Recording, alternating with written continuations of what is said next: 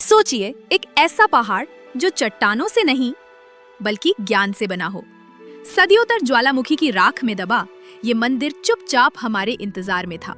ये सिर्फ पत्थरों का ढांचा नहीं बल्कि एक आध्यात्मिक नक्शा है, एक रहस्यमय संकेत जो प्राचीन जावा की मिट्टी में छिपा था। यहाँ ही बोरोबुदुर, इंडोनेशिया के सेंट्रल जावा की हरियाली में स्थित है बोरोबुदुर, दुनिया का सबसे बड़ा बौद्ध मंदिर।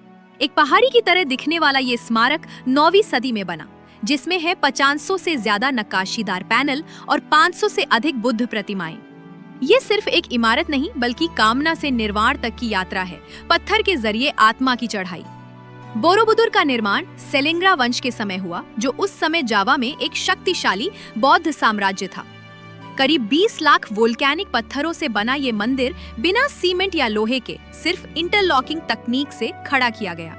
इसका उद्देश्य एक पारंपरिक मंदिर नहीं बल्कि एक तीर्थ स्थल, जहां हर कदम पर आध्यात्मिक सीख छिपी है।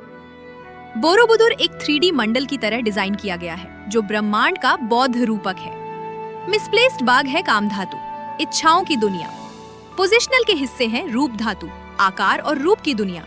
मोप से ऊपर है अरूप धातु, जहां कोई रूप नहीं, बस शुद्ध चेतना। यात्री जब मंदिर के चारों ओर घूमते हुए ऊपर चढ़ते हैं तो वे आध्यात्मिक रूप से निर्वाण के करीब पहुंचते हैं। शिखर पर स्थित विशाल स्तूप शून्यता का प्रतीक है। यहाँ की हर नक्काशी में है एक संदेश, बुद्ध के जीवन से लेकर करुणा, कर्म और मोक्ष तक। ये एक कला नहीं बल्कि एक आध्यात्मिक मार्गदर्शक है। यात्री मंदिर के चारों ओर घूमते हुए करीब 5 किलोमीटर की यात्रा तय करते हैं, ध्यान के साथ। ये एक इमारत नहीं बल्कि एक आध्यात्मिक अनुभव है। सदियों तक बोरोबुदुर ज्वालामुखी की राख और जंगलों में छिपा रहा। शायद बौद्ध धर्म के पतन या प्राकृतिक आपदाओं के कारण छोड़ दिया गया। 1814 में ब्रिटिश शासक रैफल्स के निर्देश पर इसे फिर से खोजा गया। एक पूरी सभ्यता की चुप कहानी अचानक फिर जिंदा हो उठी। पुनर्निर्माण में दशकों लगे और आज ये एक यूनेस्को विश्व धरोहर स्थल है। फिर भी कई सवाल अनसुलझे हैं। इसे क्यों छोड़ा गया? क्या कुछ भाग जानबूझकर बंद किए गए? क्या मुख्य स्तूप में कोई अवशेष है या शून्यता ही इसका रहस्य है?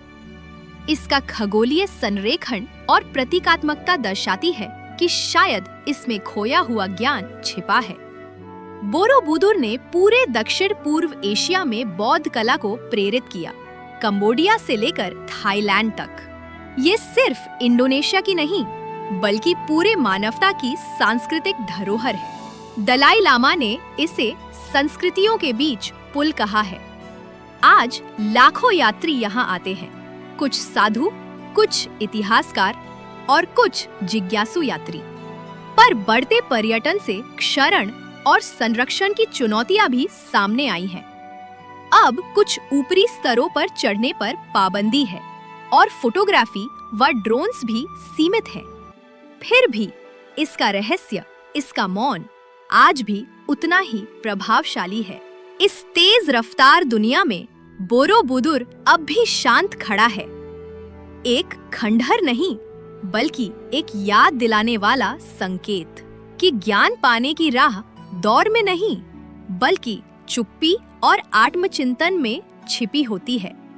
अगर इस जगह ने आपको छुआ, कुछ सोचने पर मजबूर किया, तो एरा अनकवर को सब्सक्राइब करें। हर युग कहता है एक कहानी। आइए अगली कहानी हम साथ में खोजें।